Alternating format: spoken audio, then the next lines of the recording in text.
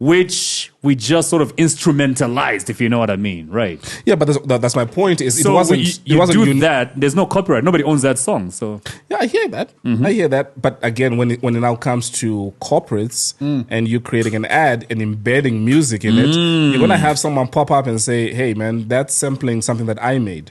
oh no, I hear what you mean. But when it comes to producing it for corporates, it's a beat, a bit of a violin or a horn or a flute somewhere, and you're done. It's not that difficult. Okay. Yeah. Gob wants a raise, by the way. Do you really? Yep. What do you think we're making the money from? We're down to one sponsor. No, like it's been how many? Two plus years. When I met you guys were nothing. We still are. No. We still are. Come on, like somebody looks in you, will think this is like a brothers news or something. Elson, you're very good with the polls on YouTube when we have our videos up. Do a poll. Does Gob deserve a raise, especially that he never puts the images up that we ask him to put? I'll do a poll. Yeah. Eli. Have you noticed how whenever we say Gob, put it on the screen, immediately Nothing. people start commenting, he's not going to put it, he's not going to put it, he's not going to put it. And he doesn't. He doesn't. So please. We need a PowerPoint presentation why you need a raise. Justify why you need the raise. You have it on Monday. Monday. Yes. All right, cool. That's 9 fine. hours. That is cool. No, today is Tuesday as this airs. So next week, Monday? This which is would be like Christmas next year? Eve, actually. Christmas Eve, yeah. Yes. No. Yes. That's Christmas Eve. No, today, as Today people is are watching Christmas this, Eve. it's Christmas Eve, yeah. Yeah, all right. Yeah. So next week, Monday, like Presentation. Why? I need 2 to- days before 2025. Yes. Okay. So we end the year on that note. We are shooting this on, what is today? Friday. It's a Friday, the 20-something, anyway, So whatever. I got a call. We have got someone that we're shooting on Sunday. Okay. Okay. But I would want this to air in the new year because we need to take a break. What, the one we're recording on Sunday? Yes. Oh, okay, cool. All right. Honorable Gearing Combo. We've been pushing for that one. We've been pushing, Baba. Yeah, for about a year. He's been busy. Very busy. Yeah. Yeah. So I got a call today. So he says, what was Kunyumba? Why do I get the feeling we're going to have more politicians in the coming year? Or should I say the coming year and a half? Is this feeling coming from your bank manager? Yeah, that would be dope, though. Yes. I see that happen as well. I see that happen as well. I see a very fruitful 2025. What? I'll drink a brothers to that. Yep. Cheers. Cheers. Who put up the title of the last episode? Was you, right? On YouTube. Yeah, that was. Instead of saying the boys discuss, why don't you say the brothers? Keep with the theme. Keep with the theme. Yeah, I think we'll put that one on this one. Yeah. What a week. You enjoy our mouth. Can we first thank our sponsors who've been with us from May this year? Go ahead. Yeah. And right after that, I want to... I get back to the elephant in the room. Yeah. So either we get this out of the way. All right. Much love and respect to our sponsors, our brothers in business, brothers, Mocktails, and Big Tree Beverages for making this year one of our... Best not years. one of our best year, definitely. And No, it's not the best year. I arguably would say the first year that we started this was the best year because it set the foundation. imagine if we had a sponsor in the first year. How much we would not have said. But then again, that's what got us the numbers. That's my point. But then sponsors avoided us because of who we were in the first year. And I remember one sponsor specifically who ended up coming, but they said that we're not going to sponsor you because of Elson's mouth. You remember who that is? No. It's an MNO that is green with envy. Enough said. They might come back. They might come back. Well, they should. I think we have cleaned up a little bit this year. Some might But say... still entertaining though. No, I hear you. Some might Yeah. say soft. Well, it is what it is. It is what it is. Look, my bank manager is not complaining. So... I love seeing you on a regular. Yeah, man. So yeah, big shout out to Big Tree. This has And- been a fantastic year. I mean, like I said, people thought that I was playing that Gob would give us threats whenever we did not pay him. They've heard it for themselves now. Gob would make an Excel shit. Literally. We received that in the WhatsApp group. Whenever, and you know the craziest thing is, whenever he sends that, neither of us, we read it, but we don't reply to it.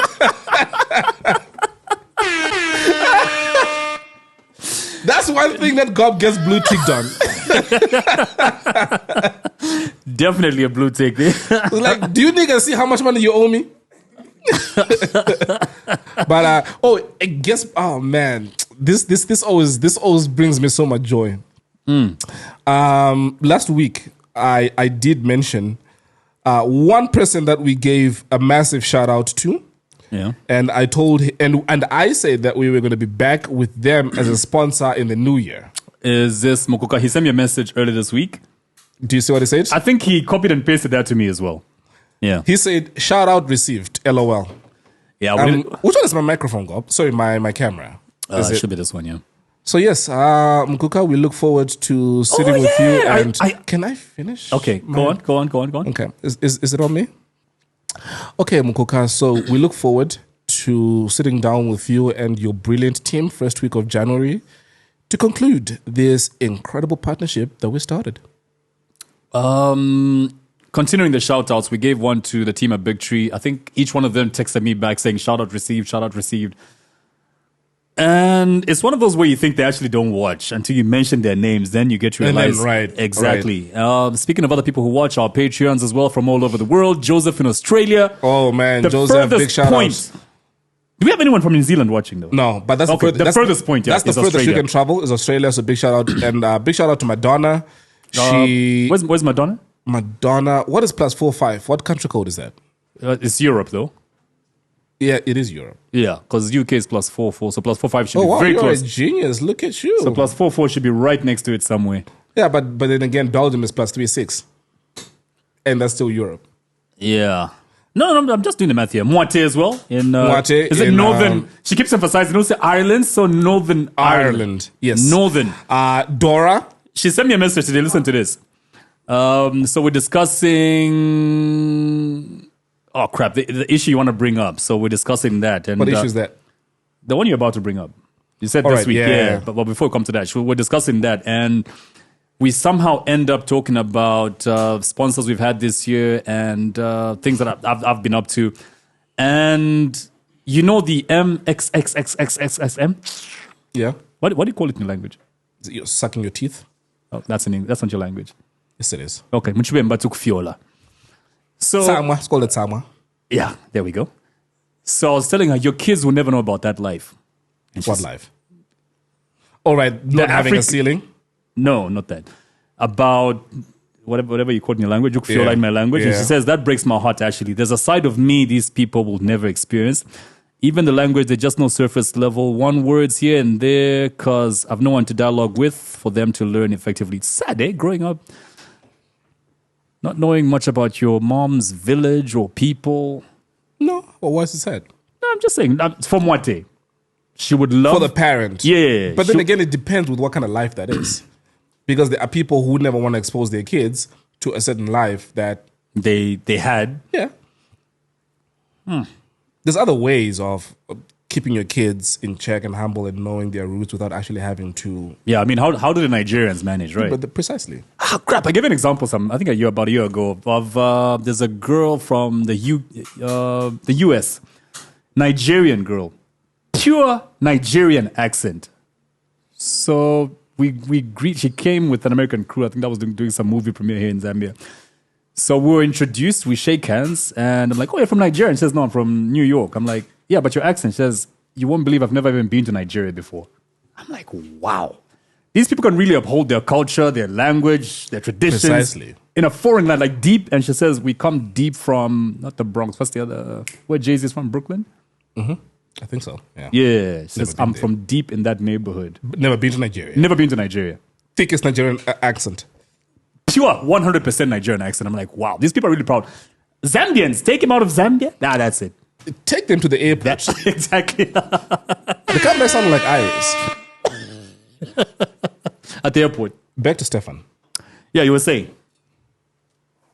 Do you regret it? Yeah, I do. Now, let me ask you a different question. Can you put your phone down? I'm just looking at today's notes. You were saying? Okay. Do you regret it because of the backlash? You know, it's one of those things that you say without thinking. And then after some, especially, I think for me, what really got to me was when he posted about that's not actually his house, but his parents' home.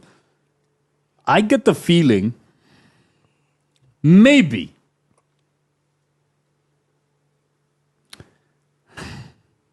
I would have felt different if that wasn't, maybe, I don't know.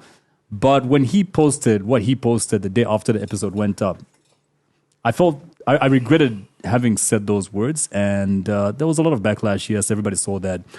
And also, I think what really got to me as well was how people felt that because you and I come from privilege. I don't come from privilege. Wait, I'm coming to that. I'm coming to that.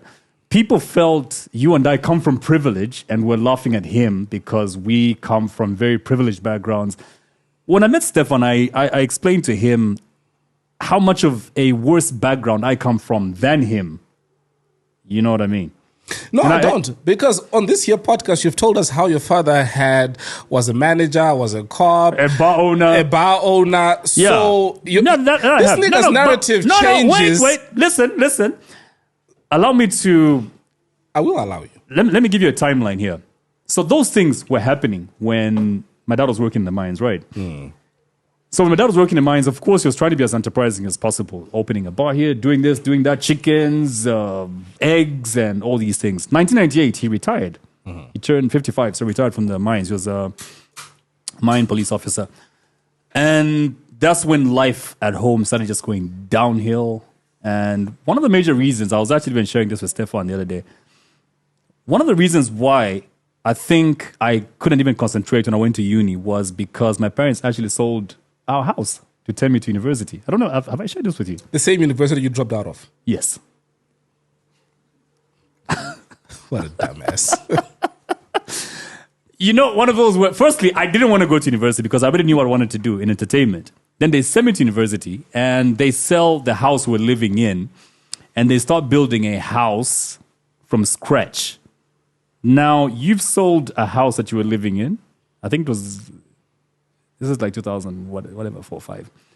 So they sell that and we move into this incomplete house. And I was even telling Steffan, where I lived in 2005 to about maybe 10 was actually worse than that. There was no ceiling, there was no floor, no tiles, nothing, just sand. You know what I mean? Our condition was that bad. So when he wrote that, I was sort of taken back to that period and could relate to some of the things that he said. And that's why I felt the way I did, and I reached out to him and we spoke. We spoke like men, and we're good friends now. Well, there's actually stuff we're working on, which you're going to be seeing in a few days' time. You use the word man loosely. Dude, I'm trying to straighten things up here. Not make things worse. You use the word straight. There's a mic there. Don't do this. If you're going to apologize, just apologize without any connotation. No, you're the one twisting my words here. Tabo, you were saying? Wait, hold on. Before you come in, Tabo. So again, I really want to... And look, it's an upstanding thing. Yeah. I used to blog quite a lot. I'm sure you remember this. I don't know why you stopped that. I always told you to turn it into a podcast. Yeah. No, I got busy. And I wrote something concerning saying exactly how you feel and how to possibly handle the backlash after that. So the reason why I'd asked you, was your apology or your remorse coming from a place of there was backlash, or was it in hindsight looking back? Did you think this was a little harsh? Because when you said what you said, you had context, you had feelings based off whatever it was. Also, and I told Steffan this as well. Also, I think I had judged him a little too harshly based off what people had said. Remember, even on the podcast last week, I did mention who is Steffan because I didn't know who the guy was. But most of what I've heard is him dissing people.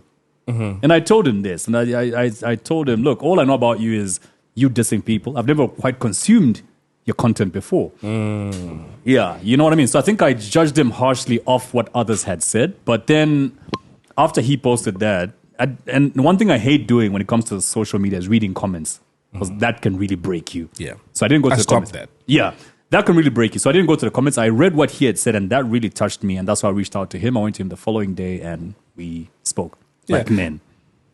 What? Okay. Because again, to put a button on this, I was of two minds, which is people made this about a financial thing, right? And a lot of the people who are affected by the comments that he makes when he makes his reviews, and his reviews are very harsh when he's laughing at people. Yeah. Doesn't that not come from a financial thing where if you cannot afford to get good looking clothes to put together? You know, he did say when we spoke, he was like, you know what, I think for myself as well from this, I'm also realizing that I also hurt people's feelings, because I also mentioned that there are people who have stopped going to events like Lusaka July because of being laughed at, because of the statements that you've made. But I said, I'm not going to make it about that. Put that aside.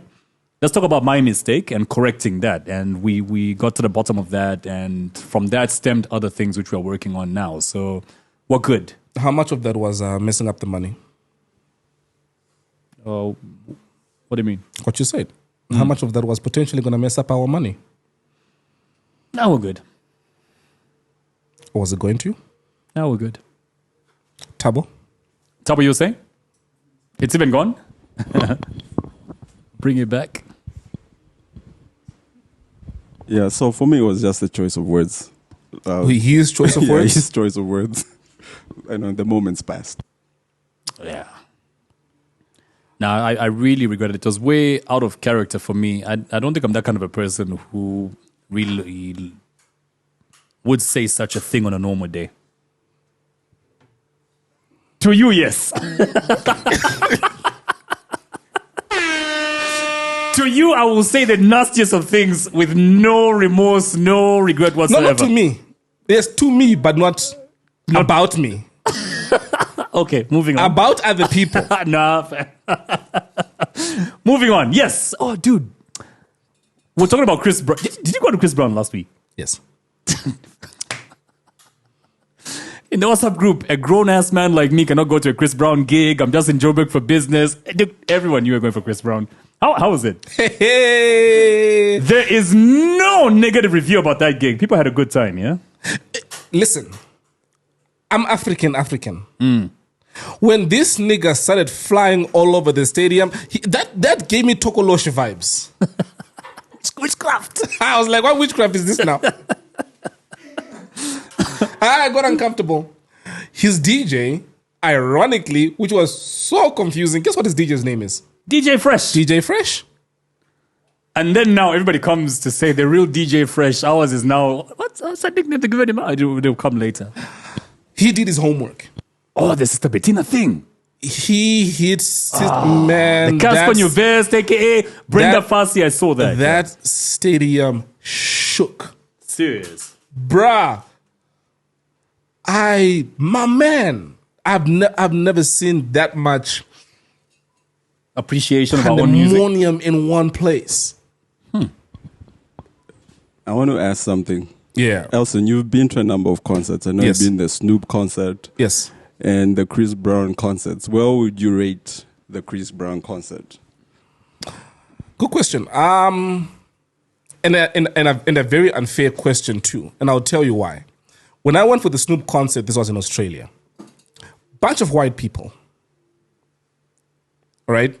So the way white people vibe and dance and receive an artist is totally different to the way Nigerians and South Africans vibe. So that already sets these two concerts apart, which it could replace Chris Brown with another artist. Just the people around you and the way people are vibing with each other, that already kind of sets the mood and the tone. So having the artist be as good as Chris was just amplifies to that. But the kid was good. You can tell that he really put a lot of thought and energy. And my thinking is because he's been blackballed for a while. He's been cancelled. He has not been invited to perform at award shows. He's been banned from Australia. So whatever country would accept him, he had to prove a point. And prove a point he did. Not only that, Yeah. but then again, you then got a 2-for-1 because on the second night, Davido came. I haven't seen those videos, eh? Yeah, Davido showed up. Okay, now that's lit. That's lit. I honestly didn't want to go. No, but that's the truth. I didn't want to go. I didn't want to go. Dude bought tickets a month before the gig. What do you mean you didn't want to go? No, I was given the tickets for free, bro. A month before the gig. I didn't want to He go. was contemplating for a whole month. Yeah, man. I just sat in my apartment. I'm like, should I You know what? Then it's quite loud. Why am I going to listen to this from outside? Right. I did a coin flip. The heads I go Which are two tails. heads. That coin had two heads, I can guarantee it. But yes, it wasn't as packed as I thought. Well, the section that I was in. I always know to leave like 30, 45 minutes before the show ends. Oh, yeah. To kind of Confusion, yeah. Yes. The Pandemonium. road, like the entire road leading to the stadium, a couple of days before was shut How so? for security. So they shut that road that leads to F&B Stadium. I hear that $60 million was generated around that concert in Johannesburg. We're talking about jobs. That's about R1 billion, right? Yep. From the math I was seeing from, remember William from, he was with SABC, now works here in Osaka. William? Yes, South African guy. yeah. So he was running me through the numbers and the spillover, traffic, the towns near Joburg, Vaal, and whatever. How all the hotels in the nearby towns were packed as well, all Precisely. the lodges. So they did the math, food sales, Yes. lodging. That's how we hotel. go to 60 million. Yeah. Yeah. And I'm like, I think African leaders need to start seeing entertainment more Not only that. Do you know that on a normal day, Zambian Airways has got one flight to Johannesburg? And what's the maximum they did this weekend? 3 a day. That's a lot. Not forgetting those who went by bus, those who drove themselves, because apparently 22,000 Zambians went. But are those numbers real though? I have got no idea. But there were lots of Zambians. I'll tell you that. I don't know why you don't believe me. When I went there, it wasn't for Chris Brown. It was for something totally different. I couldn't get a ticket. Let me tell you the mayhem. I couldn't get a ticket. So I ended up going to Agora and I went to Airlink. Do you know a return ticket to Johannesburg 4 days before the concert was $1,000? No. I swear to God. That's like a whole 30 pin. It was 37,000. What? Yes. But a normal day, it's like what? 5 pin, 6 pin, 7 pin. Depends on the airline, but you're looking at 7-8 grand. Yeah, but nothing more than 10 pin. No, it was 37,000. Talk about capitalizing on a moment, yeah? Bro. Taking advantage, yeah? What are the points that I want to make around this Chris Brown thing? I think for me, the biggest take home from all of this was, as an international act, respect the audience they're going to perform for. 100%. Which I think Chris Brown did. And he did that. He showed that by, you could see the preparedness in the whole performance. I wasn't Absolutely. there, but from what I'm seeing, you can tell this guy had a well-planned show because He he did. respected the people he was coming to perform for. He did. He did his research, which is what many artists, us in entertainment, don't do, researching the audience. Which Absolutely. he and his DJ He did. knew the songs, the house songs that were trending, and he did a whole choreographed dance around that. You see, that's my point. On my way back, God, listen to this story. On my way back, I'm sitting on the plane. The plane is on the tarmac. Was supposed to leave, I forget the time, but for the purposes of me telling the story, let's say it was supposed to take off at 12. 12:30 was still sitting there. No movement at all. People are getting anxious and uncomfortable. It's hot in there. 12:45, a whole 45 minutes later, still sitting there, we begin texting to the runway. So I look out the window and I see a whole bunch of bags by the tarmac. Whatever. No, wait. Don't tell me these were your bags, which were supposed to be on the plane with you guys on that flight. We fly, we land. I do not know what made me say, dude, you might want to take a picture of this. But as I was sitting in there, you see that? Firstly, our beautiful airport still uses a tractor to get bags from the like literally the one from the farms, bro. Yeah. However, the trailer was noticeably empty. The trailer that carries the bags. We get into the airport, I chill by the carousel.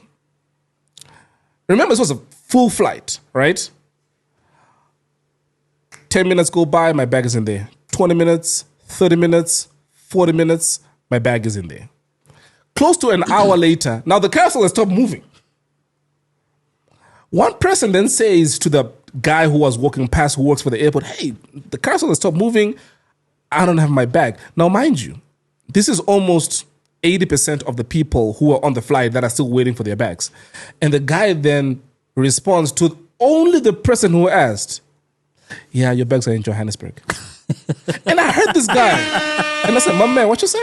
I was like, yeah, yours too. Your bag is in Johannesburg. Now, everybody now heard him. People are like, nigga, what you say? The riot that happened there.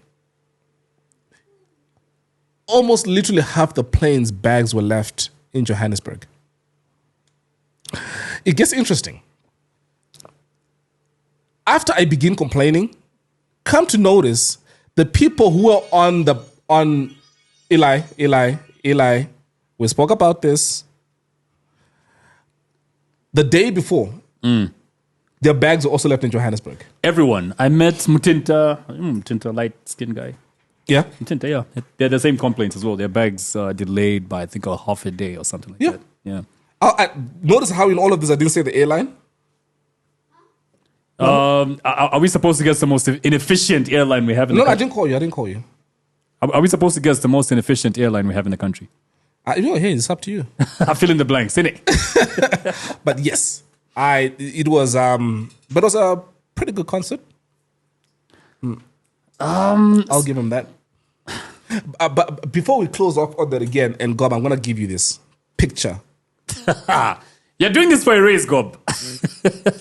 Focus. I understand, and I give props and accolades to Chris Brown. But years before Chris Brown did this, another guy filled up that stadium. Casper? And you saw his post yesterday where he said, I'm inspired by Chris Brown filling up the FNB stadium. Guys, should we do this again? Then people attacked him like, dude, this is like you coming back to Chris Brown to tell him, yeah, I did this before you and I think I can do it again. And he did. Yeah, so now people are like, nah, we're not coming to fill it up again. But I think they'll still show up. They will show up. They will show up. Didn't he do it twice? He did it twice, right? Yeah, he's done it twice before. So props to Chris, but again, I really would love to give props to Casper because he filled it up. You're saying?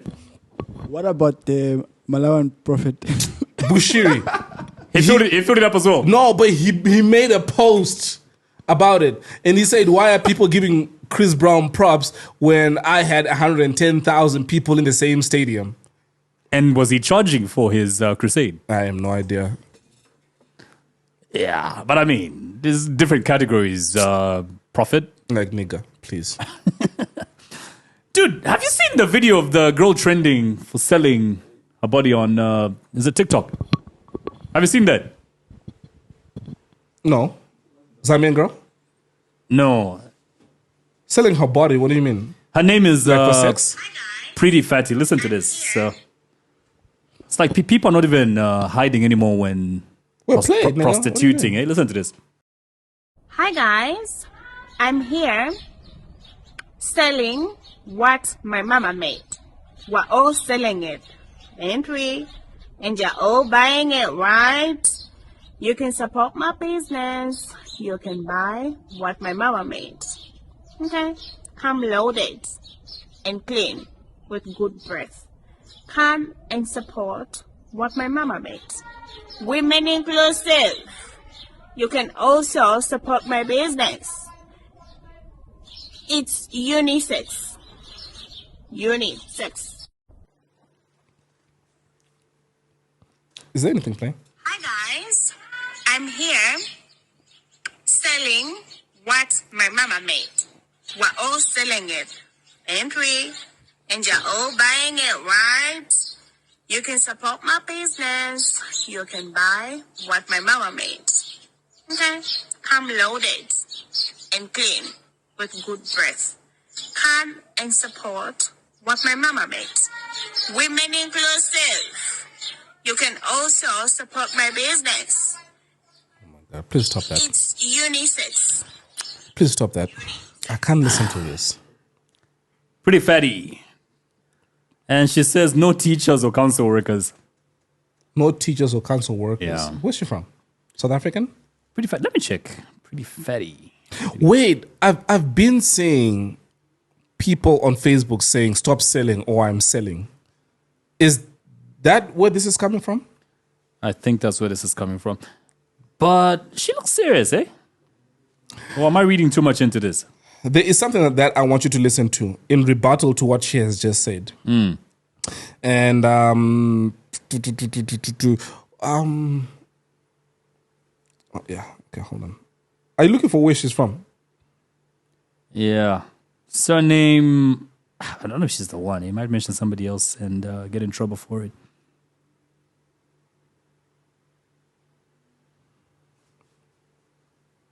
Yeah, she's the one. Miriam. But does that surname look definitely not Zambian? I know a Zambian girl wouldn't Matunga. go. Still South African. But Hold on. Pretty fatty. Miriam Matunga.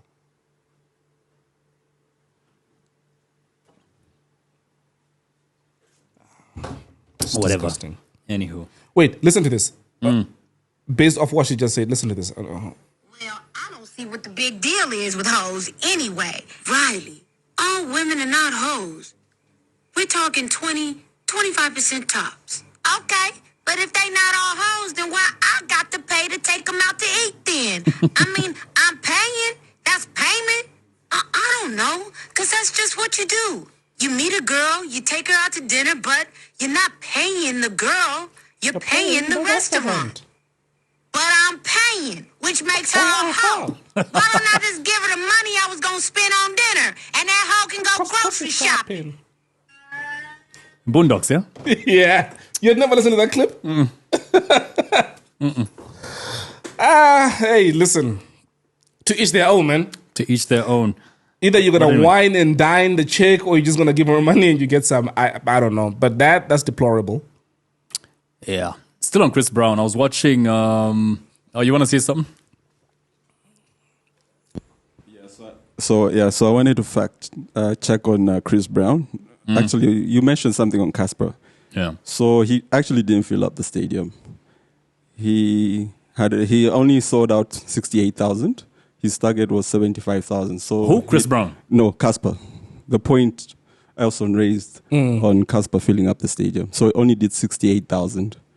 And did actually fill it up. And Chris Brown did what? He did 90,000 on What 2 is days. what is the capacity of the stadium? I think it was 90,000. The capacity. And Chris Brown did 94. Wait, what's the capacity of the stadium? Okay, let me just check that. Wait. Because there's a point that I want to make. Because you don't really fill it up. Because behind the stage, this, you don't, there was nothing. Yeah. So if the stadium is a 90,000 seater, it behind the entire stage, that arc, it was empty. But so then, it means there were not 90,000 people in the stadium either. But then also consider that a stadium, when they're counting capacity, you're not filling up the lawn area. You know what I mean? Correct. Yeah. We're counting the number of seats. Yes. So FMB Stadium is 94,736 seats. And how many tickets were sold? Is the question. How many tickets were sold? Let me just check 1 sec. All right, cool. Because also remember, when there's a concert, that lawn area is also filled up. That's my point. Which also then accounts for the seats you haven't taken up at the back of the stage. Back, yes. Yeah. So does anybody really fill up a stadium? Well, they do. They go beyond because there's more space. There's more space on the lawn area than the seats. We would want to know how many tickets were sold. Yeah, so the exact number of tickets sold was 94,700. For both days? For both days, yeah. And how many tickets were sold for Casper and Vest? He has to go back. For Casper, it was 68,000. Okay. On both shows? I don't know if Casper did 2 shows. He did. I think, let me just check on that too. I think he just did 1 show, but let me just confirm on that. Okay. Yeah, just check on that. All of this on the back of the petition for Chris Brown not to perform because of beating up Rihanna. How many years ago? I wonder how those people are feeling, though. The people who petitioned for Chris Brown not to come to South Africa, he comes and he does this. And I saw everybody's so happy. I saw people making a very unrelated correlation between Chris Brown coming to SA and gender-based violence cases also going up. Did you hear of this guy, Sibusiso, who murdered his girlfriend and then went on Facebook to record it? Oh, yeah. You said you got the video. Yeah. Of the act or after the act? No, he didn't record the act. Or like after he... with a bloodied face. Aish. And he shows her... He shows her lying half in the car, half of her body outside the car, and her I'll show you now. And her neck is slit. And the one thing that he keeps bringing up over and over again is the fact that, and I've heard guys say this, is the fact that he's saying, I spent money on her. Yeah, but when do you ever date and not spend money on your partner? So not only that. So he spent money on her and she cheated? Is that the story? Yes. But not only that. Move on, bruv. Isn't there many fish in the sea? That's not the only thing, is don't spend something that you're not willing to walk away from. That's my point. It's like lending money to a friend. You have to lend money that you're willing to let go of. You know what I mean? He had. Oh, that's him? Yeah. Notice how he still has got like a blooded face. Yeah.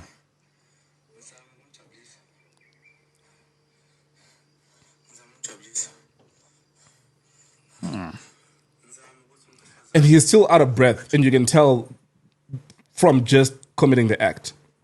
Yeah, but why take a video of the whole thing? I don't know. Well, he then killed himself after that. He killed himself? He did.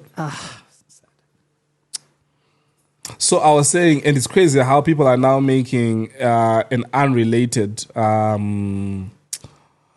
correlation between GBV going up and Chris Brown being in there. Lewis. Jimmy K is here. You can just ask him to come in. I think he's in the car park outside. Who's Lewis? Our resident virgin. That's his real name. He didn't know that. I'm like, do you have an extra person in here? You didn't know that's his real name? No. And you wrote to this guy for 1 year. You didn't know his real name. No. Is your name Lewis? Doesn't look like Lewis, eh? No, it doesn't look like Lewis. Virgin, yeah? Pastor Jimmy K. Pastor Jimmy K in the Bew. How you doing, my man? Oh, I was talking about the Joe Rogan episode I was listening to with Scott Storch. Yeah. And I was saying how you get to have an appreciation of a person. Podcasts are really bringing out these things in people. How you get an appreciation of a guest or a person that you've known already when they come on a podcast. And it's only when I got to watch the interview of Scott Storch on the Joe Rogan Experience that I really appreciated how much the guy's done for the industry. Eh? Like and he went broke after that. And when he explained how he got broke and how he's gotten back. Has he? Yeah. Gotten back? Yeah. He's getting back. Yeah. So No. I was just trying to relate to the whole Chris Brown thing. Chris Brown was still an up-and-comer when he met Scott Storch, right? Had no hit song and whatever. And Scott Storch heard him and he said, you're going to go far. And I want to be the person that brings you into the industry. And that's how he produced Run It for him. And he started mentioning other artists that he has sort of just picked up from the up-and-coming list. And, so there's a few that he's working with right now. You should listen to the episode. You gotta appreciate the guy. What do you think makes people not really give him his accolades? Is it that he's white and he tried to dominate? Not tried. He actually did dominate at some point the hip hop industry. Because if you're white, people will look at you like a culture vulture. Exactly what he says on the episode, and he says he worked with the Roots. Remember Questlove? Mm-hmm. That's where he started from. Like when he drops out of high school or college, I think it's high school. He drops out and starts working with the Roots as the keyboardist on the band. But that's what Questlove does. No, Questlove is a drummer. Oh, he's the drummer. Sorry, my bad. So Scott Storch starts playing keys for the Roots, but one of the band members of the Roots, as he goes to rap on stage, says, "Give a hand to my band, Questlove, blah, blah, blah, and the White Devil." Yeah. So Scott was like, but I thought you guys saw me as one of your own. Like, I grew up in a community with black people. He say this on the podcast? Yeah, he says on the podcast. One of the guys called him a white devil. From the Roots? The Roots. Which guy was this? He says, I won't mention the name. I don't want to spoil any relationship or spoil the guy's reputation. How many people are in the Roots? And who was rapping? That's the thing. It's very easy to do. Yeah, so he goes on stage and says the white devil, blah, blah. So Scott Storch took offense. Like, I thought we were like brothers. You know what I mean? I thought we were brothers. You know what I mean? So he leaves the band. Because of that comment? Because of that comment, yeah. He didn't feel like part of the crew anymore because of that comment. Because even after that, nobody sort of defends what the guy said. Oh, sorry. Nobody sort of stood up for Scott Storch. So he leaves the band and starts roaming studio to studio looking for people to work with. And guess who he bumps into? Who hears a few keys and says, "You're now part of our crew and you're going to produce our beats for now." A crew? Yeah. Let me guess. Is it a hip hop? Yeah. Is it all guys? Well, not really crew, like record label. Oh, it's a record label? Yeah. Dr. Dre? Dr. Dre. Dr. Dre picks him up and he produces Still Dre. Ding, ding, ding, ding, ding. That was Scott Storch? That's Scott Storch, bro. You lie. True story. Who did the keys there? Scott Storch. So he describes, just double check. One of the big hit songs by Dr. Dre was actually the keys were Scott Storch. So he produces some of the songs on Eminem's first album. So it's crazy now knowing how many people were involved in that one song, because just before we were talking about how Jay-Z wrote for Dr. Dre's verse on Still Dre. So that was Scott Storch. Yeah, please check. Is it Still Dre or what's the other one with Snoop where they taking my time to perfect the beat? Still well left for the street. It's a DRE. That's Still Dre. That's Still Dre. Mm-hmm. But remember there was two songs with Dre and Snoop? Yeah. Please double check. Scott Storch on a Dr. Dre song. Nothing. Still checking. Sorry? Still checking. Still checking. Okay. No, that's cool. Yeah, but anyway, Dre picks him up and he says, Dre took me in and it's the first time in my life that I really felt like I belonged because Dre treated me like an equal, even though I was working for him. He paid me what I was worth. Dre took me in, gave me a house, gave me cars, gave me money, everything I needed as a producer. Yeah, so Kalinga actually right. He produced Still Dre. Still Dre, yeah. Wait, so did Scott Storch produce the song? Yeah, it says he produced it here. Yep. Damn. He did. And you know how ill it is for you to produce a song for a producer? You know what I mean? He says the moment Dr. Dre heard me on the keys, he was like, you're part of us, and you're not going home. And Scott Storch was actually introduced by a friend of Dr. Dre. After hearing him, I think on the East Coast, says, let me take you to Dr. Dre. And they bought a return ticket because he was just going to play keys for one afternoon and then fly back the following day. And he was there for years. You know what I really enjoy? And I want us to expand on this. The one thing that because I hardly read comments, only when the episode premieres do I sort of watch along with people. Mm-hmm. And one thing that I have seen, which I really want us to move away from, because that is the pure definition of ignorance, is whenever we speak about what we're speaking about now, people will be like, don't nobody care about America. Have you seen those comments? You guys are talking about... I have said this over and over again. I don't want to be for everybody. If the content that I enjoy and that you and I can then speak about can resonate with one or two people, those are the quality of people that I want to reach. Period. So if you don't want to hear about what I'm passionate about or he's passionate about. I don't know. Dorothy has got a podcast. Try that. Let's bring it back home. Still speaking of music. God, have you sampled the Yo Maps video? No. So Chile One, Yo Maps, and Mordecai released videos on the same day, which is today. Yeah. Have you sampled the Yo Maps video? Yeah, I did. And you have? Yes, I did.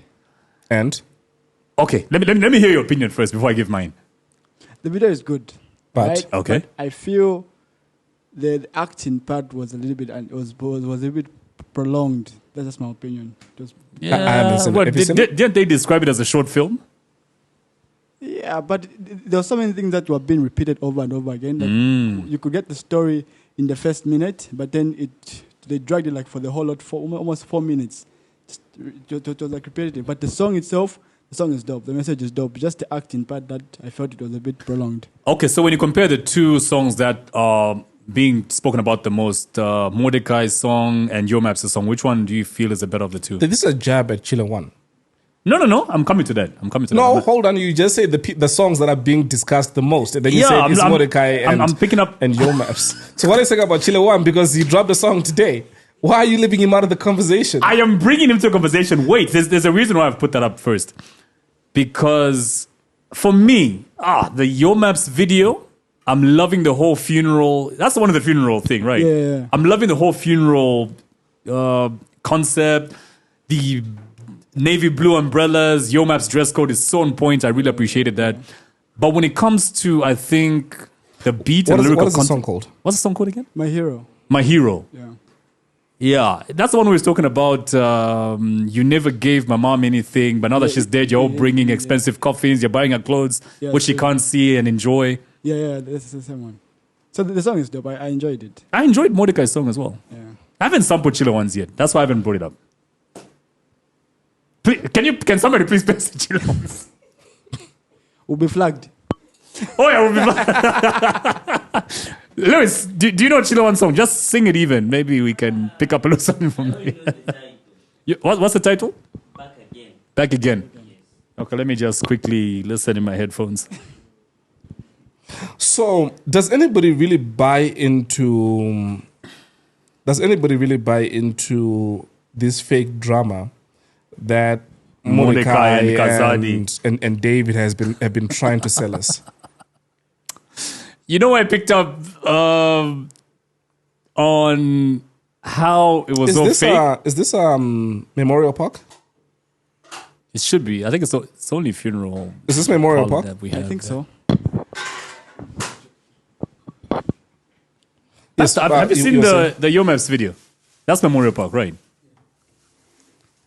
But I think, for me, that gives me an appreciation of how much Zambian artists are putting into their craft. I mean, you've got the whole coffin there. Did he buy it? Did he rent it? Whatever the case. But there's just more attention to detail now than just being on the streets with a group of dancers and singing. I think there's more investment in the music and their craft now. And I appreciate that. Because they were at graveyard? Yeah, that. No, not even just that. When you watch the video, it's so detailed. Like, exactly. No, I haven't seen it. I just pipped it. Let me show you without the sound, because that's what I was looking at right now. That's why I was saying Memorial Park. Oh yeah. And basically, that's like a proper Zambian funeral setup, more like that's the proper Zambian setup. That's American kind that's of funeral. American, dude. Like, were there fitenges there, Gob? No. Like the talking part, like the movie part, not the actual video, but the first movie, the first short film that they did. Right. Yeah, that's probably the typical Zambian. Do you guys in your culture, when Tom died, that's the first funeral that I've been to here. Do you guys have the body of the deceased person spend the night in the house? I hear Swana people do that. Zimbabwe does it as well? Yeah, you guys don't? No, we don't. So what's the logic there? If a person dies, saying goodbye. If a person dies, what's the procedure? Right. So mortuary, graveyard. That's it. You die in the hospital, take it to the mortuary into the coffin, graveyard, no home. You said bye the last time you left the house. Interesting. So what? Okay. So yeah, we have body viewing, but where does the body viewing happen? At the church? Yeah, so it can either happen at the church or at the burial site. So that's where we say our goodbyes. But how long does that make the whole procedure now? If you're going to have people do body viewing, they say their goodbyes. Well, it doesn't usually take long. It's just a couple of minutes. Right. Yeah. Yeah, I mean, until everybody has had a chance to view the body and say they pay the last respect. So that's how long it's going to take, until everybody has had the opportunity to pass by the coffin.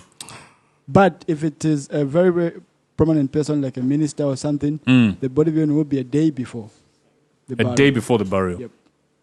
That's how it happens sometimes. Or sometimes the body will go around the country, as in the case of a president. Levi Mona, I think it was Michael Sata who was taken around the country. Yes, was it? Yes. Yeah.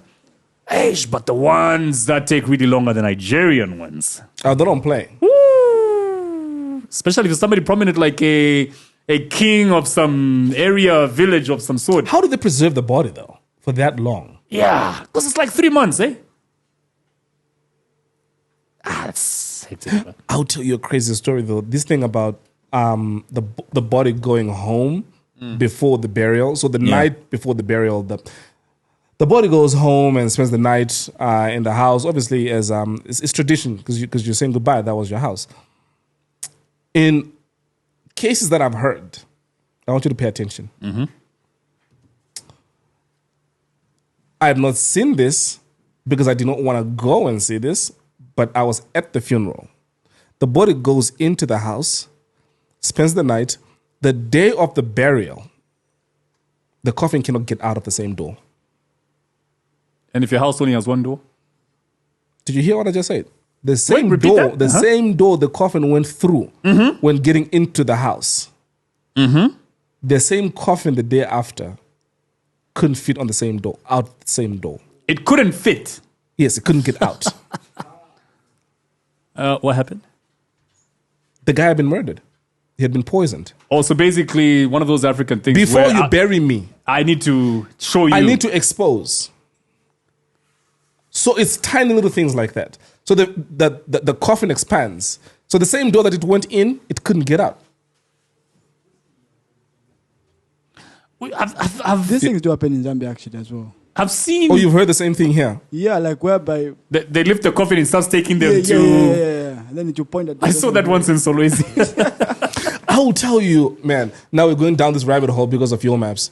I will tell you this crazy story that I heard about. This was like, so the village where I'm from, like my neighbor. So what happened is a son dies. Mm-hmm.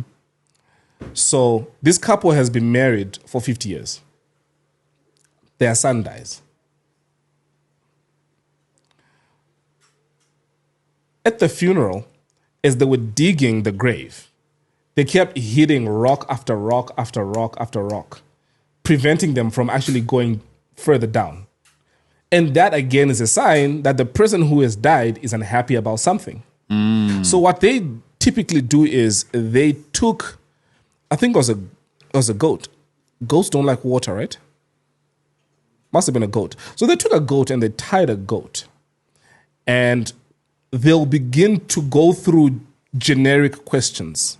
So they would ask a question to the deceased.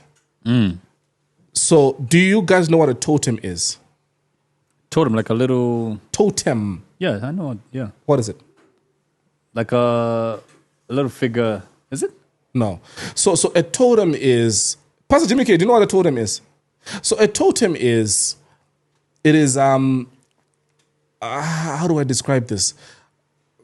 Tabo, please just look up the definition of a totem. But essentially Totem, right? Yeah. Okay. So it says a natural object or animal that is believed by a particular society to have spiritual significance, and that is adopted by it as an emblem. So essentially, that is what you identify as, like spiritually, right? Taken away from the Christian realm for a second. So in my culture, I'm a moyo. It means heart. So others are a shumba, which is a lion. Others are nzo, which is an elephant, etc. Others even monkey. So there's different types of totems that identify with who you are. Here's an example. Because say you are a Mulenga and I'm a Mulenga, it doesn't mean we're related.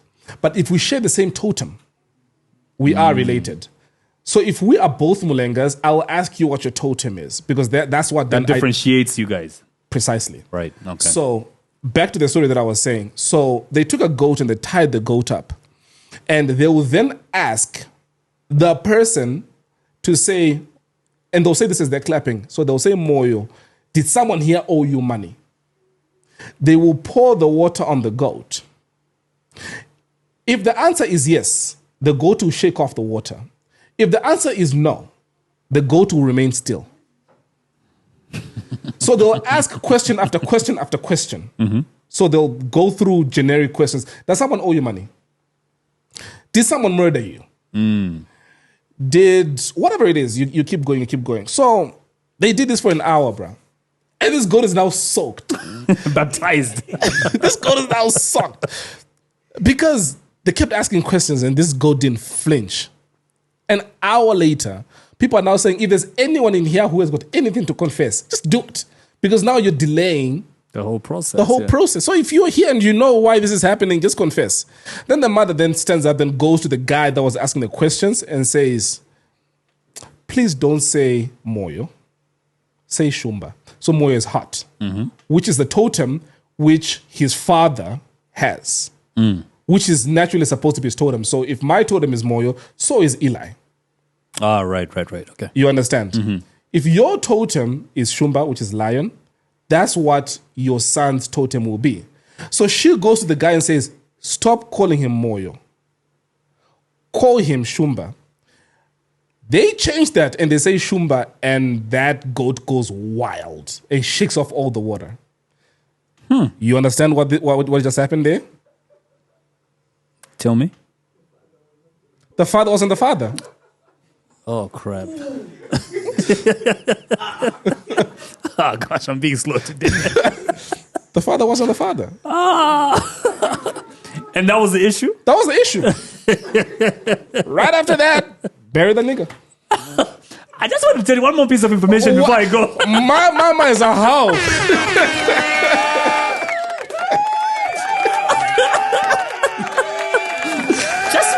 Just one. She a hoe. She giving that box to everybody in the village. Fam. So back to Kazadi and Mordecai. Why do people do this? Oh yeah, I was saying I picked up on that when I saw Mordecai post saying, enough David, is enough. We can't keep having this dance. Enough is enough. I'm going to start releasing. Is that what that did it for you? Is that how when you knew that this was fake? Yeah, because I hadn't been following it. I had been hearing it from you. But then when that post comes up on my timeline, I'm like, this looks a little scripted. Bruh. That's when I caught up on the. He says on the people are hungry. I'm gonna release it, and David says, I hope you've got a lawyer dancing on your dreadlocks or something. And I said, they think we're all from Pongwe. Where's Pongwe? Luansha, Copperbelt. That's what they think. Everyone. Pastor Jimmy, you should be offended. Please give our good pastor the microphone. Did you see that back and forth? Yeah, I did. My feelings is that this is the boys' first album. I think it needs to have good energy around it. I know we live in a society where we feel bad publicity sells, but sometimes let's just good energy. Precisely. Yeah, he's a good boy. I think he's a sweet little boy that sings sweet little music. So sweet little music. You make it sound like nursery rhymes. Yeah. So So I think the energy just has to be right. Yeah. Would you like to pray for them? Well, David Kazadi is a pastor's kid, so. Yeah. Oh, he's a pastor's kid? Yes, he is. Did we talk about that when he came on the podcast? No, he didn't. That explains a lot. Yeah. What does that explain? DK is a good guy. Who's a good guy? DK, David Kazadi. Okay. Good church guy. He's grown up in a home like that. I think he goes to the same church. Okay. Yeah. So yeah, is it working? I don't know. Is what working? The bad publicity Yeah, thing. yeah. I don't think it is, because I think a lot of people are seeing through it. Yeah, they sing through it, and yeah, and it's been long overdue. Let the music come out, man. Yeah. And can you imagine after all this, the music comes out and it's trash? No, that Amen. That Amen song, I think is okay. By who? By Mordecai? Yeah. It's called Amen. Yeah. I think it's okay. Just because he's complaining about God blessing all his friends except him. Like, when is my time going to come? I keep screaming Amen in church. Shut your whiny ass up. Listen to the song before you judge him. No, I'm not judging him. I'm just talking about them. I hate people who whine, man. I hate people who whine. So yeah, if the song is good, the song is good. I'm just talking about the message. Wait, so we're talking about Chilewan, Mordecai, Yo Maps. Apparently even Mampi has a song today as well. Today? No. Even Afunika. Coach Stan put up a voice note in the group. Who? Coach Stan. Which group? Our group? Wait, listen. Also, who is this guy? Hold on. Emmanuel, the winner of the icon. Oh crap! What have I done? I think the winner of the icon. The kind Okay, there we go. It's actually not just Yomaps, Chilewan, and Mordecai. There's also Mampi, and there's also, who is this guy? Emmanuel, the winner of the icon. I think the winner of the icon, the kind of music he's doing is not for the Zambian market. The guy is super talented, but I don't think that that kind of music and tone he's using would sell for the Zambian market. But it's really, really, really nice. You can tell how the guy is jumping on the same breves and whatsoever. He's, that crutch shape that you need in like a nice song that makes you shake your head. It's really, really, really good. But Mordecai's song is topping them all. Mordecai's song is number one. That's Coach Stan's opinion from our Patreon WhatsApp group. And he brings up something I think we've spoken about on the podcast as well, where he says the winner of Icons, a guy called Emmanuel. I didn't watch Icons, sorry. Me neither. Yeah. He wins that and has released a song as well, but it's not for the Zambian market. Why do winners of these competitions always do songs for the international market? And somehow the person who came out second or third sort of has the formula. Remember when we had the Airtel Star Search, when we had many other competitions, Theo won. Theo went and did an R&B album in America, which didn't go anywhere. Kapuka as well. And then the guy who came out number 3, Levins, is the one who actually gave us like a hit song in this country.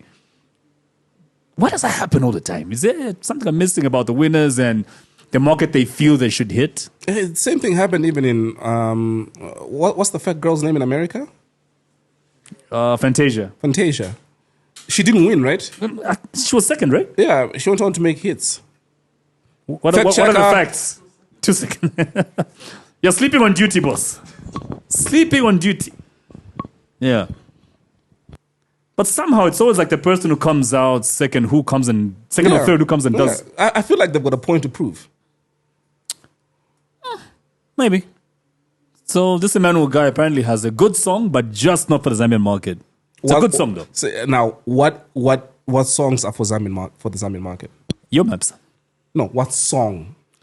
I don't know. I think we need to hear this song because this is Coach Stan. No, opinion, I get that. You know what I mean? But now the fact that we've arrived at that point, which is there is something for the Zambian market, quote unquote. What is that? Because I will tell you something. I will tell you something else. One thing that I have also seen is most Zambians listen to non-Zambian songs and artists. It almost kind of feels like if you ask a person who their favorite artist is, it kind of feels like they're downgrading themselves if they say a Zambian artist. So they will tell you what's popular. They'll be like, oh, I like Amapiano, I like Afrobeats, I like Burna Boy, etc. Because that is what is trending. So again, I want to go back to what type of songs, one, are Zambian songs, and B, if you get a person who then goes out and has a song which is accepted everywhere else. Except here, does that also now have the reverse effect where people now begin to appreciate that person. I mean, Sampa the Great is a perfect example of what you just said. I was about to say the same thing about Sampa. Oh, you were saying? Yeah, so Kalenga Fantasia actually won American. Oh, she won. Well, there's somebody who didn't, though. A white chick. Yes. A white chick. There's somebody who didn't, who went on to give us hits. Yeah, a white chick. I think the year before Fantasia. Just check that. Katwish.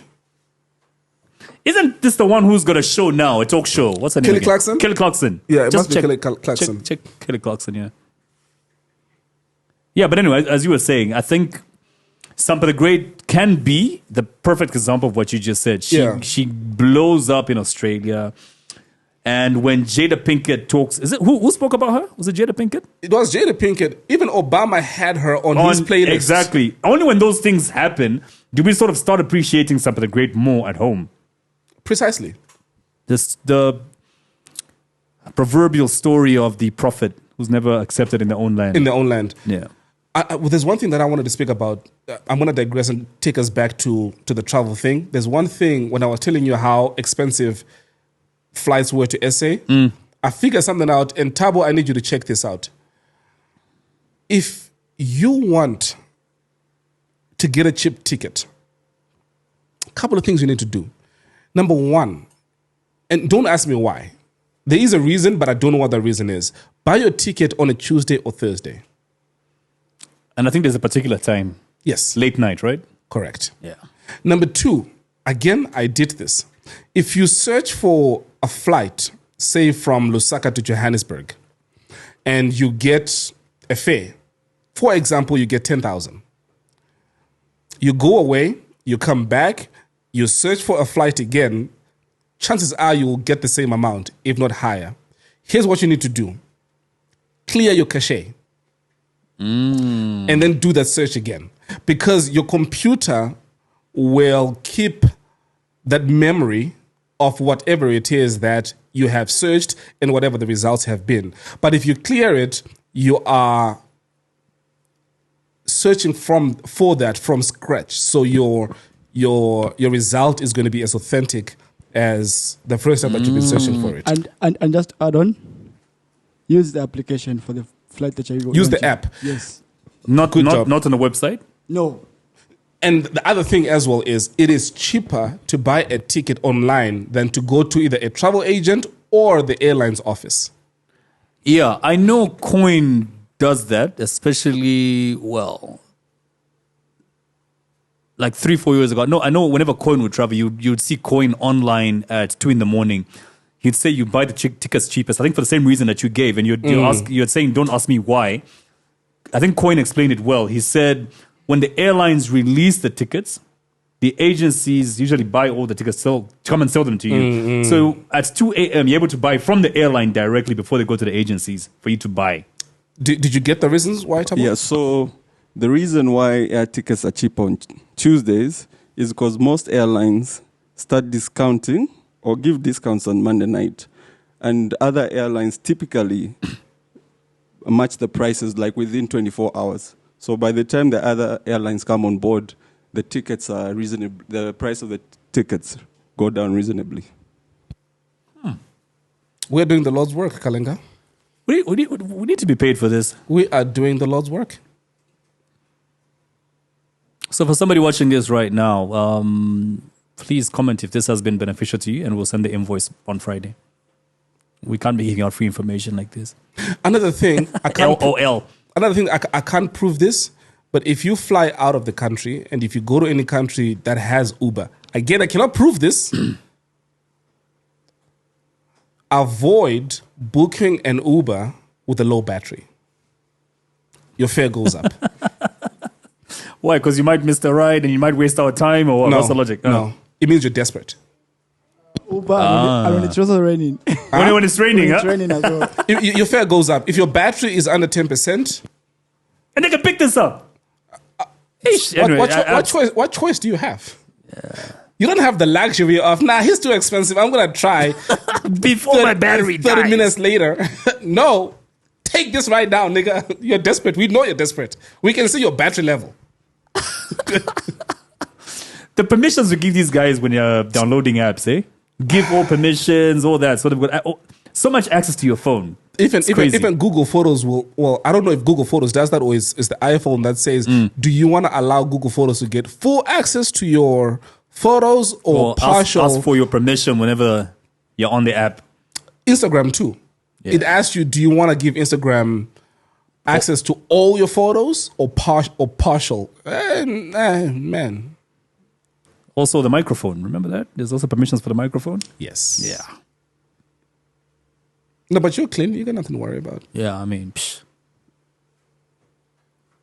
why is everyone smiling and looking happy all of a sudden in the studio? Because we actually know who you are, Kalenga. That I love my pina colada? Yes, of course. Yeah, well, that too. That too. Anyway, what else? So, do we have a verdict on Chile One? Guys, Chile One is a good person. I don't know why you guys keep snapping him like this. I like Chile One. We met last week, had a brief chat. What did you speak to Chile about? No, he was just telling me he's shooting a video. I think it's probably for the same video. Oh, okay. Yeah. He was in Ibex Hill 2 weeks ago. We bumped into each other. And I was asking him when he's going to come on the podcast. And he said, no, just give me a call. But we know what that means usually in this country when people say, no, the podcast, just give me a call. I'm just looking at some of these talking points. Was Mordecai's booking fee 40,000 kwacha? Still? No, it can't happen. I have no information about it. Would you guys book him for 40 pin? Crickets. We're not promoters, though. No, but if you were, and if you had a venue, would you pay him 40,000? Because I mean, you're gonna book someone based off the perceived outcome, perceived profit that I could make from this artist. So now the question is ROI. Exactly. So if I'm going to pay 40 pin, what confidence do I have that you're going to make it back and also make more?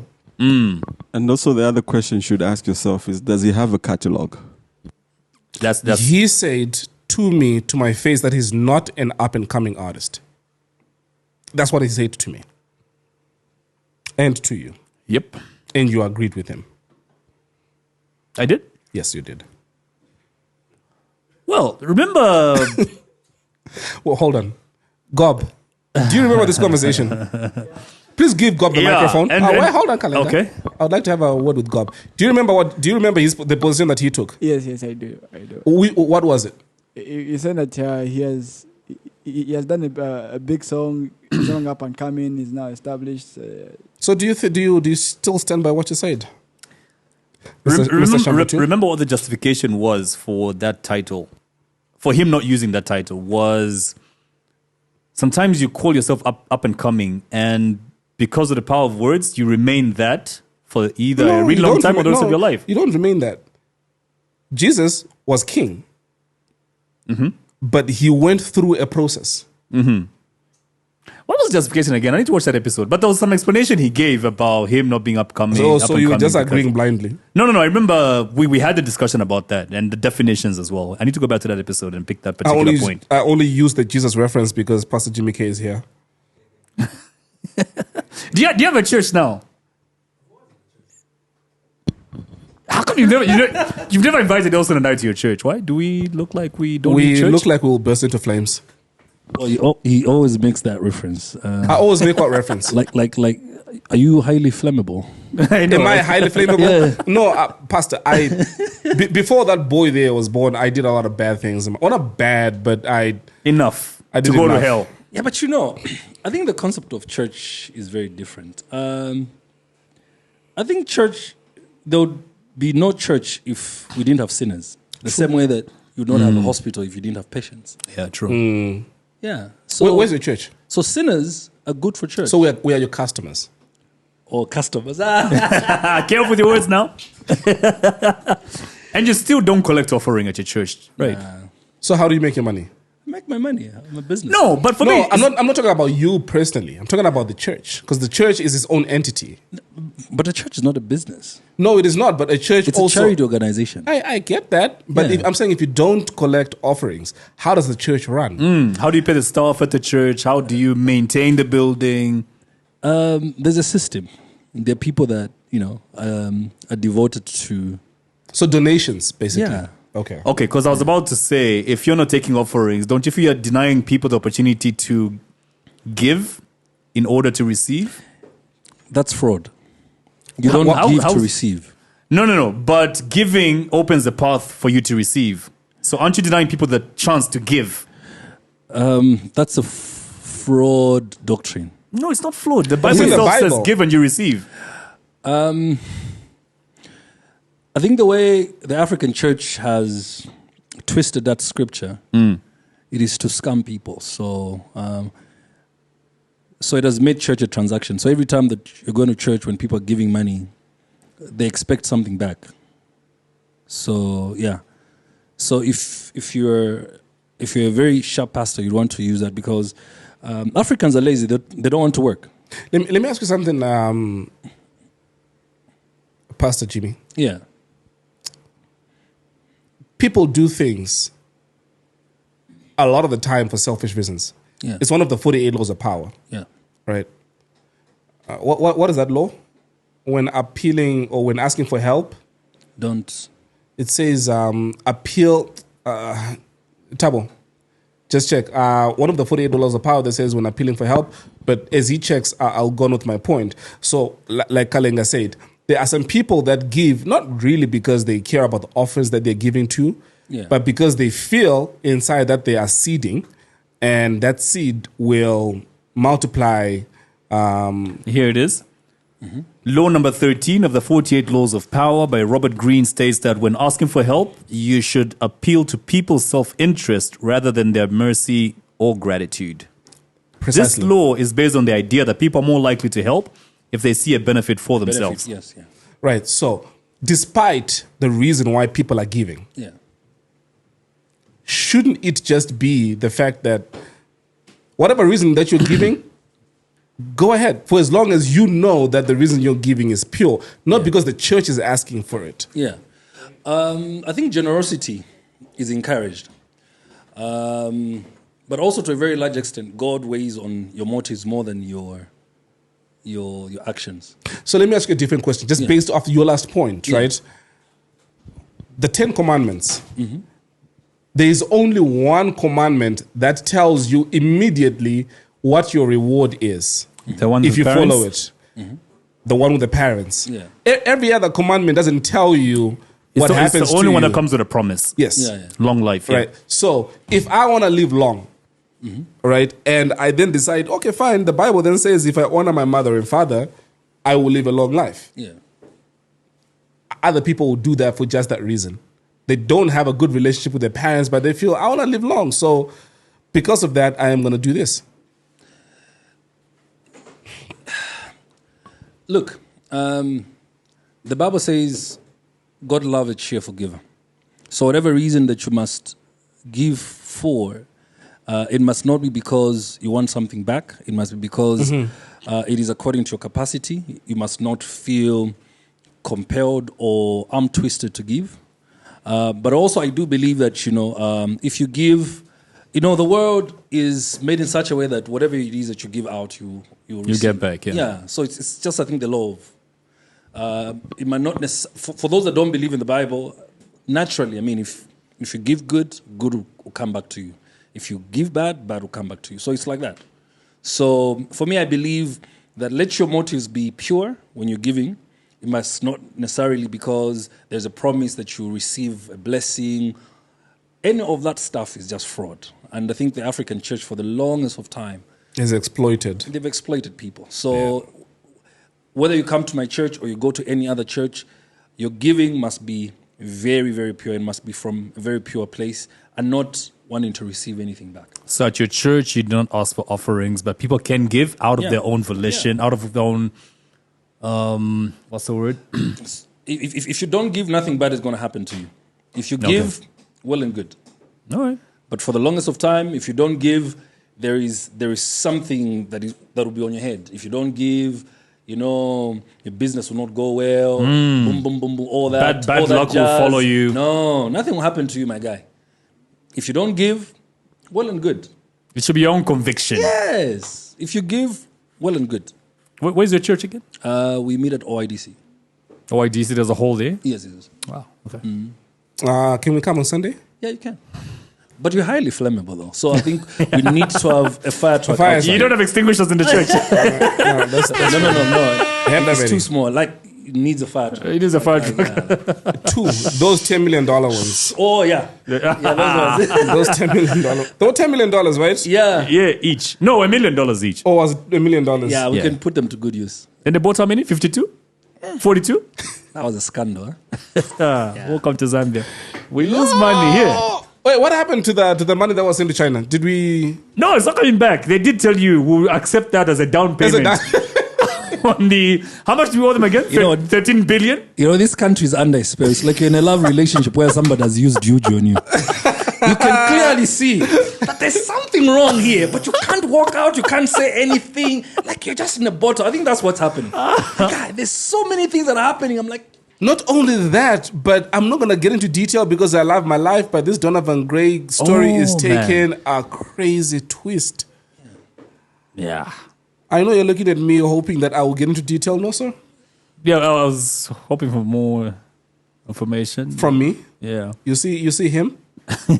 Elson, I need to see has a him, girl bro. ever used juju on you? As a girl, no, I don't think so. But have you ever been in a relationship where you just feel weird, like you're just doing things? Like, ordinarily, I would not do this, but You were taking money to your mother, but somehow you end up giving it to her. giving to a girl. Has that ever happened to you? I think so. And I think it's happening right now in this country. Oh, man. We were taking $80 million to the bank. To the bank. They did it up in China. Wait, there's something that somebody in the Patreons group posted. Did you see that? Wait, Pastor Jimmy, I want to read this to you. You need to be in our group, Pastor Jimmy K. Oh, okay. Kalenga, go to it about the tortoises. In our WhatsApp group. In our WhatsApp group, go to it right now. Hold on. Okay, this was posted by Rex. Mm-hmm. Rex is the one with the shop in Kalingalinga, right? Yeah. So he says the plan B is that Lungu and JJ Banda wanted to unleash tortoises into the State House after concocting the rains, which were going to see Hichilema and all State House workers start getting sick and mysteriously. Getting sick mysteriously. Says, Wait, where's this information coming from? It is coming from Mwewantu and Scoop newspaper. Wow. In Zambia. Anywho. I'm just shooting a podcast, my man. Anywho, as the year comes to an end, thanks a lot. Okay, go ahead. To his name is Tyler, right? I always see him as TRK in our WhatsApp Yes, group. Tyler. Yeah. Big shout out, Tyler. This was his list, and let me know what you think, Elson, about this. Best guest of the year, Q Dube. 100% hands down. Yes, it was. That episode was Do dope. we all man. agree? Yeah. Hands up to Q Dube, who I think we need to follow. We need to follow to Johannesburg to do a part two. I need to see if I can just call him just to give him a props. One other That's thing best guest. That's one thing that I need to tell you. Sorry, I digress, but I think it's important for me to say this. Remember, I was on a cruise from Durban to Mozambique. Yeah. I'm sitting by the bar, and there's a guy that kept staring at me.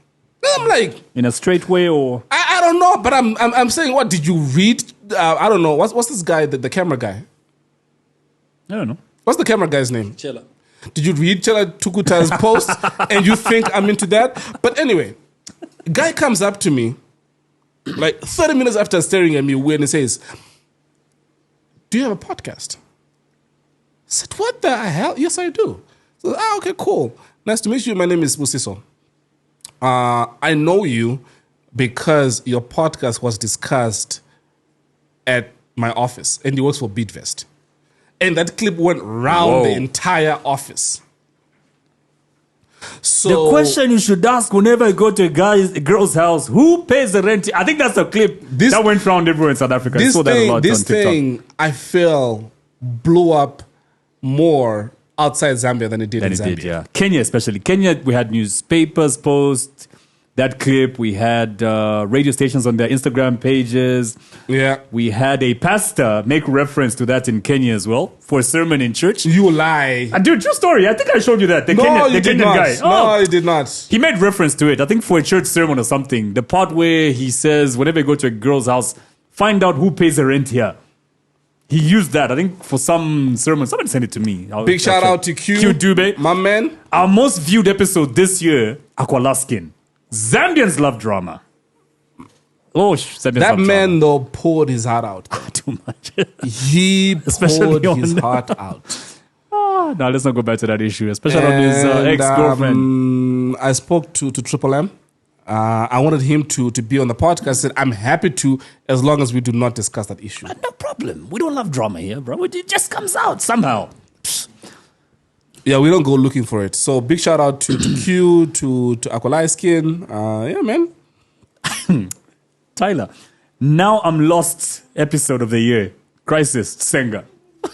He was seated right there. Remember the question about how did you end up here? Oh, and he went round and... that episode. No. The question was, how did you meet your wife, the wife? He went the to white Zimbabwe. Chick? No, it's like in Johannesburg. Then he got on a bus, I think, to Zimbabwe. And I remember you saying, I thought I zoned out. And we were talking about something different. This guy was still answering a question about how he met a girl. Exactly. Then he got bit by a... Like, my man.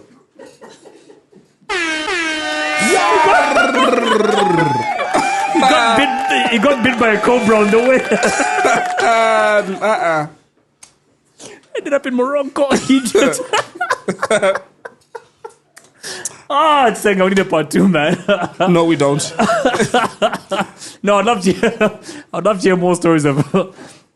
I'd love to hear more of such stories where he just loses the audience. Because with him, you just ask him one question. That's a 45-minute answer. 3 questions is a whole podcast. I'll call you in a bit, we're recording. Another one that I just want to throw to the room and possibly have people come up with a name. Okay. Best debate. Best debate on the podcast? I know the one that you're thinking. Reverend Walter. Reverend Walter and Moto. That hands down was the best debate, wasn't it? Yeah, but it was last year, though. That was last year. Oh, when we did episode 100, yeah. So definitely last year, yeah. Most inspiring guest. What do you guys think? Let me go to the channel. Most inspiring guest. Tabo, you've seen most episodes. All of them. Most inspiring. If I go to the channel. So your niggas never got inspired by any guests that we've had. What are we doing this for? No, like I said, we've had too many. No, for me, I've got too many. There's Trevor, there's Siatwambo, there is Simon. So who's Simon? Mwewa. Simon Mwewa. Simon Mwewa Lane. Yeah. He inspired you? Yeah, to do what? Like how he managed to get it. How he managed to take over the parents' property, and then he managed to like maintain it. No, for me, why are you saying no? I'm saying, dude, okay, for me that wasn't very inspiring. For me, I'm cut. He said for him, and I'm trying to remind him because he did say himself that he was very inspired by Alexander Sakala's story. No. Yeah, even Alexander. Yeah, but why are you saying no? Because I'm reminding him what he said. He's adding to the list.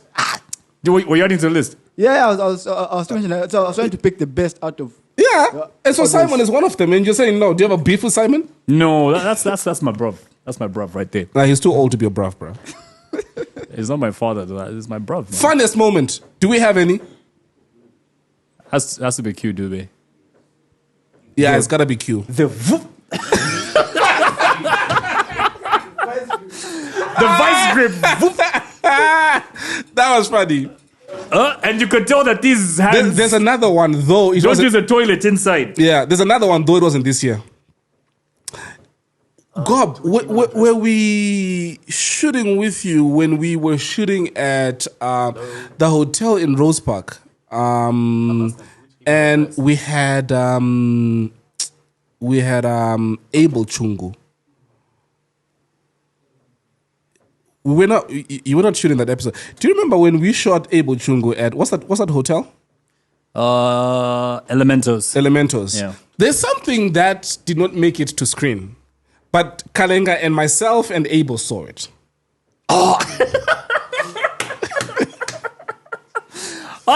We should never shoot from hotel rooms ever again. So you know what happened, Tabo? No, let me not bring it up. No, say it. Say it. I actually want to hear this one. Say it. Say it. So while we were recording that episode, you're a better storyteller. No, I'm not. Say it. You're a better storyteller. Okay, so while we're recording the episode, I know why he does this. While we're recording the episode, we are facing the rooms, but then what you see is the background where the library is. So Abel is in the middle of telling what he thought was a very funny story. Kalenga is the one that sees this person and then kicks me. Because me, I was focused on Abel. So then I look at this guy, why he's kicking me, and then I look up. Hey. Please finish this part off, Kalenga. No, it's fine. You can continue. Pastor Jimmy K, what do you think we saw? Please give the good pastor the microphone. I would want to hear what you think. Wild guess. Yes, your wild guess. Probably somebody dispatching. That is correct. Yeah. But the type of person he was dispatching. The kind of goods. The kind of goods they were carrying. My man. If you watch that, if you go back to that episode. Somebody famous? If you go back to that episode, you will see a moment where we just laugh. Where Kalega and I just laugh. And Abel looks confused until he looks. Abel, for a minute, stopped being Christian. I was like, It was like Satex. like, bruh. No, bruh. Nah. So that was just one of those, man. To this day, it's still kind of like seared in my head. But did he see you see him? Who? Abel? Whatever it is. But the guy who was dispatching. Did he? The guy probably didn't, but I think the chick did. She saw you. She saw us see her. Her, yeah. She never was in the shot, though. Okay. Because she walked behind the camera. Okay. Yeah. And where we're shooting was from the first floor, and the hotel room doors were just like on our left. Like all the hotel room doors. Yeah. You know what I mean? So whoever is coming out of the rooms in the morning, we could see. We should never do that again. No, we shouldn't. No. Let's shoot from everywhere. Except by the rooms. The most thought-provoking episode. Do we have any? Donovan Gray? No. No, I would say Rev Walter. Yes, I'll say Rev Walter. Yeah. He's got that effect. What's wrong, Eli? Come here. Your watch is out of battery. What happened? Yeah, we'll go home and we'll charge it. We're leaving just now, yeah? All right, just go back. Yeah, almost done. Just one more category, right?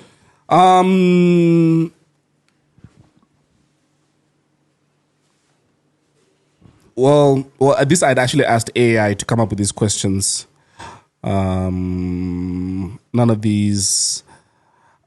Okay, you know what? No, let's not do this. I'd rather keep them because people have been really bothering us to see Virgin and Gob.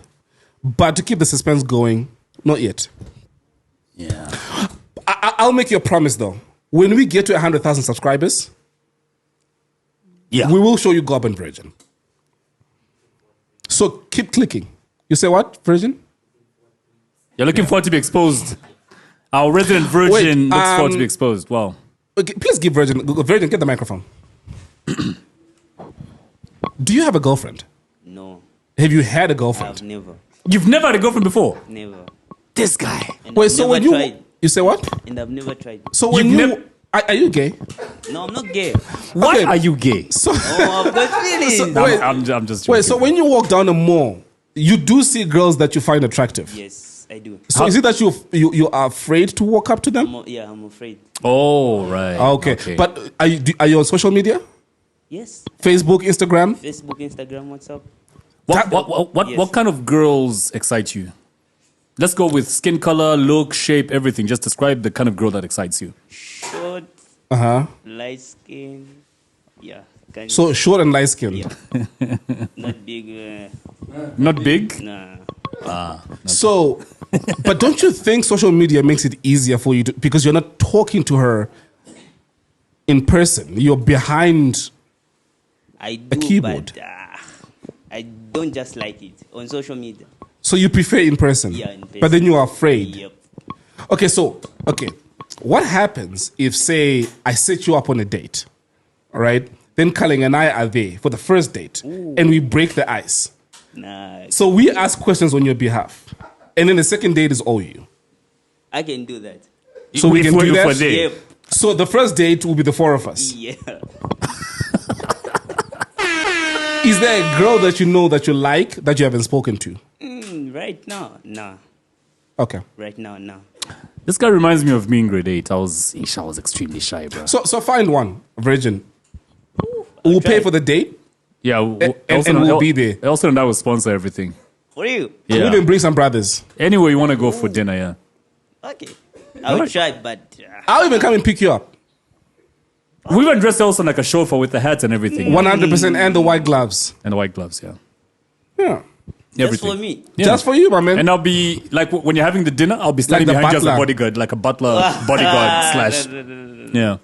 Yeah. He reminds me of me in grade 8. I was so shy. I couldn't talk to girls. And Was it the acne? that too? No. By grade 8, I didn't have... Did I? No, I think acne started like in grade 9. But there's a girl I liked in the neighborhood, and I couldn't approach her. So what does In the neighborhood? In the neighborhood. So what does my cousin do? Goes to her, raps. Dude, I don't know what manifesto my cousin pulled on this girl. She walked up to me, smiling ear to ear, and I did not have a clue what the hell was going on. All I know is, as of that day, I had a girlfriend.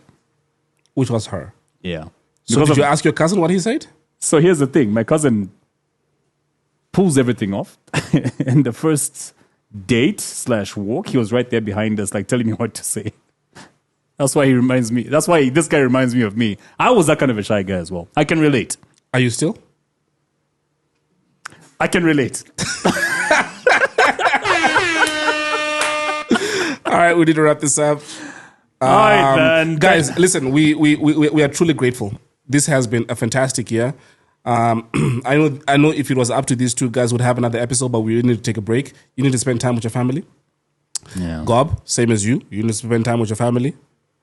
We're going to lose money. One episode not done, but hey. No, but hey, money's not everything. Yeah, let's spend time with family this time, guys. family is Every important. December for the past 4 years, we've been working. I We think have. for So we're once. going to take a break and we're going to come back in the new year. And like I'm telling you now, the first episode of the new year would be the Onakable Gearing Combo. We have got something. This airs on a Tuesday. The brothers thing that we're going to shoot tomorrow. When do we air? Oh, Thursday. crap. I told Gob. Did I put it up in the group? We've pushed it to Monday. I'm not around on Monday. Ah, crap. Anyway, we'll talk after this. Yeah, we'll talk after this. Eli, I need you to come and close us out. Come here. Eli, say thanks a lot for watching. Remember to click on the subscribe button and support the people that support us. That's Brothers okay, that's Mocktails, what- okay? Come and sit here. Did you hear what he said? Or do you want him to say it again? Say No, thanks a lot for watching this episode. And look into the microphone as you're talking. Into the camera. Sorry, camera. Yeah, go ahead. Yeah. Thank you all for watching, liking, and subscribing. That's what's up. And your name is? And my name is Eli. And, cool, my man. who's your dad? Who's your dad? My dad is Elson. Till the next episode, have a lovely day.